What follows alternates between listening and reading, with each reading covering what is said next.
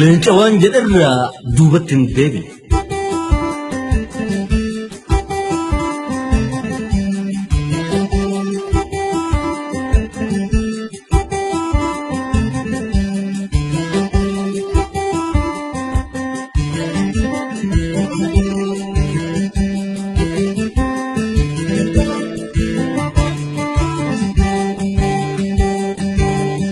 leencawwan jedharraa duubatti hin deebine.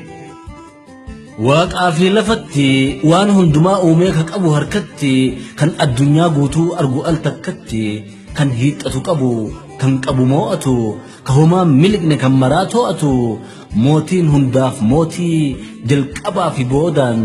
dachima ofii uumee wal caalchise qoodaan.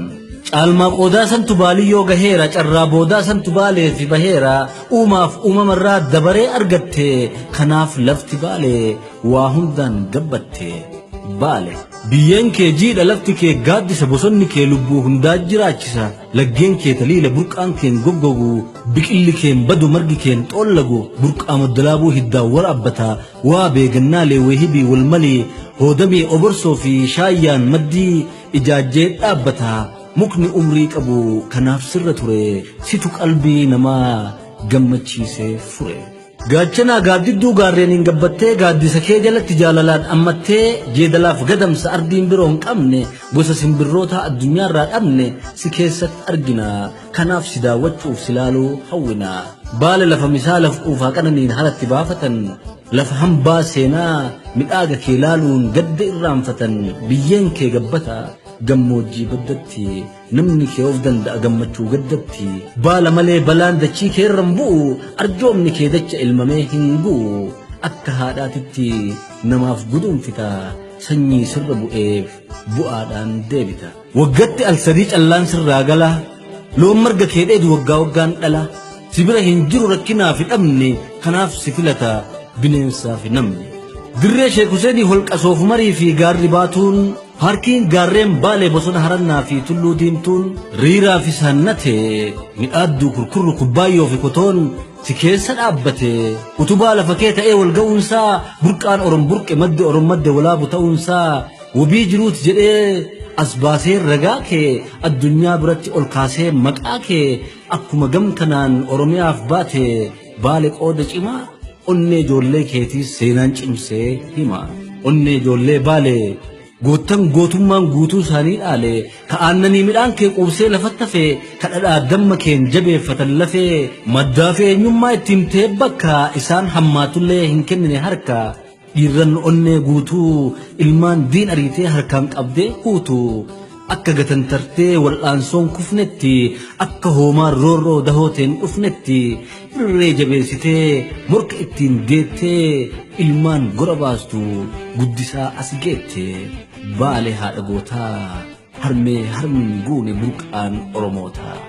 isaan siin guddatan dhangaa kee nyaatanii isaan asiin gahan dhugaa kee baatanii bifaaf siifa qabsoo faayatti tolchuudhaan bineensa raafame raasatti oolchuudhaan otoo ijaaranii riqicha warraaqsaa oromoof oromiyaaf odoo ta'an aarsaa gootan haada roorroo oromoo irraa furte akka midhaaniitti oomishaa as dhufte. dhiirra waaroo dabaa sabarraa mulqitu otoo baale keessaan dabaree burqituu akkuma gootan oromoo bakka hundaa oromiyaa tanaaf qoonni baalee guddaa. kanumarraa kaatee otoo maddituu madda gootaa taatee bara 1898 aanaa sawweenaa ganda jiddoo boruu gaara goonii cinaa obbo Bunee Daraaraa fi Hawwaa Badhaasoorraa ilmi tokko argame tokkicha akka dharraa. dubrata akka dursa dhala lammaffaati garuu dhiira keessaa ilma hangafaati Useen jedhaniini Useen Bunee Daraaraa godaanaa turtee dhuftullee nu furte boodana bakka namaa ga'i. ilma sabaa ta'i jedhee fira aanaan eebbiseetti tufee akka ilmoo dhabaatti kunuunfamaa dhufe. haadhaa fi abbaan jaboleellifamee ardaaf gosaan ilmi eebbifame Huseeniin maandhichi jaalalaan hangafee erga abbaan du'ellee maatiin isatti hafee jaalatee baadhatee dirqama maatii isaa horii horsiisee gaaguree qotee jiraachisaa dirqama hawaasummaa qajeelatti baanaan hawaasa keessatti amanamaa taanaan sirni Haile Sillaasee Huseeniin filatee offaana bobbaasee akka inni jiraatu aanaa isaa hunkuraa akka jiraaf laatu lammii isaa gurguraa dhiigoosaa dagatee akka jiraa fiiguu fi daguusan qabatee hawwii fi abjuu qabu irraa ka'ee Huseeniin burqaa muuduuni danda'e. warri walii keenya walumaan gukkistu wakiila baalabbaataatti gaafa ol guddistu jara dur fageenyaa achi ilaalaa bahe waliin mari'atee waliin hojjechuudhaaf abbaa carraa ta'e. harka isaatiin qabuuf cubbuulee ciccimaa nama ofii godhanii icciitii ittimaa amaanaa fi abdii irra kaayyatanis akka isaan fidhaniin akka raawwatuuf itti dhaammatanis miidhaa nafxanyaan Oromoo irraan gahu gallaalee hubatee keessi isaa gaddinaan garaan isaa gubatee akkamiin haqamaa imimmaan hiyyeessaa akkam taanu baanaa rakkoo tana keessaa jedhee mala mallaan ofiin mari'atee lolaaf lola qofa furmaanni argate. Jeneraal Huseen Bunee leenci waan jedherraa duubatti hin deebine. miidhaan isaa na miidhee ka kufu an kufu gadda kiyya gaddee kan narraa baadhatu kan borus ittafu anatu ummatatu ana diina lubbuu malee luban qabne sana daandii ta'een fidu aanaa fi dhaalatti du'aaf jiruufillee firannaa caalatti moggadhachi dhiisee waan argachuu malu Oromoon miidhiniif ormi nurraa galu baalabbaatota Oromoo 18 ginniiritti yaamee malli keenya maaltu nu baasamee nafxanyaan inumaa harree nu se'eera harqoota jiidhaa nurratti fe'eera jaraaf lafa qotti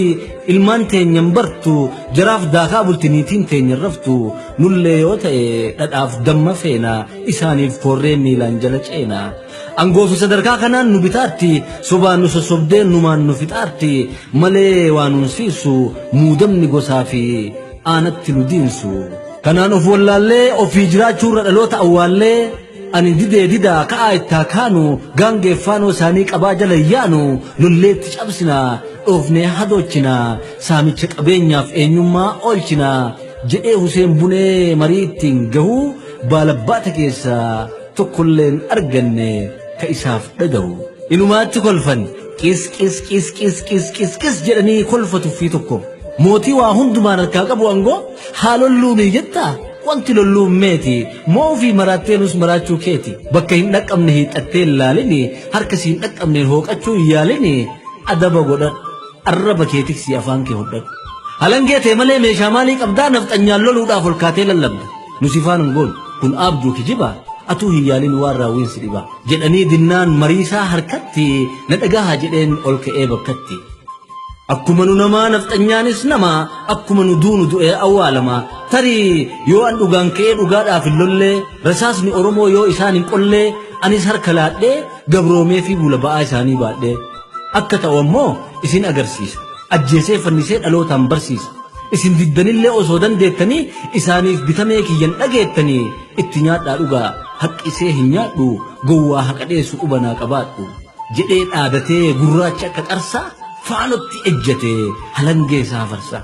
jeneraal Huseen Bunee leenci waan jedherraa duubatti hin deebine sangoota isaa keessaa 9 gurguruudhaan qawwee 3 bitee taqqufii qabatee tahafte hiruudhaan Huseen Bunee Mahammad Bunee Abdulkariim Bunee Aliyyi Kadiir Harqaa fi Sheek Muhammad Aliyyi Roobaa faa ta'anii jalqaba ka'uudhaan qawwee Oromoo diinatti dhahuudhaan bakka addeellee laga bosonaatti rasaasatti baasee reeffa nafxanyichaa gaangeerraan rarraase. gaafana gammachuun aanaa walitti aanee alagaa darbachuun hin taatuu taasisee mirgaangalee duulli gaafa wal abdatee milkiin ife fuulli jeneraal Huseen Bunee fi hiriyyoonni isaa hawaasa baasanii reeffatti mul'isaa laala kan nyaatu kan dhugu kan du'u nama akka keenya odoo nu nyaatu odoo nu saamuu sodaaf jala teenya malee nurra hin caalle nurra cimeeti tooftaan nu sakaallaan xinsammuu hidheeti olaantummaa diinaa qalbiin teenyas fuutee nurratti of tuulee boonee lafa guutee of mul'isa malee waaqatti of fakkeessee akkanatti kufaa gaafa guyyaan geesse argaati amanaa gooftaan jedhaa turre reeffa ciisu kana. kan kana hubate sodaan irra gadu fafa namni keenya namaaf hin sagadu ofii barbaadanii eega dhufan badiin gurra abbootii keenyaa deemuun qabnu gadiin akka hiddi jaraa nu keessan magarree akka nu xuuxanii ilmotti hin dabarre ofneef fageessinaa booyyee sodaattanii uf duuban dheessinaa nu faana hiriiraa waliif haa tumsinu odoo nu dursinee diina haa dursinu jedhee ilmi Bunee otoo hin gaabbine waan jedherraa unee bara 1962 qabsoo ammayyeessee hundeedhaan gadhaabee humna isaas jabeesse. sadan duraa irratti takka boojuu dhuftee qawwee afur qofaan lola itti fuftee gootonni lakkoofsaan hin geenne kudhanii mootii nafxanyaatiin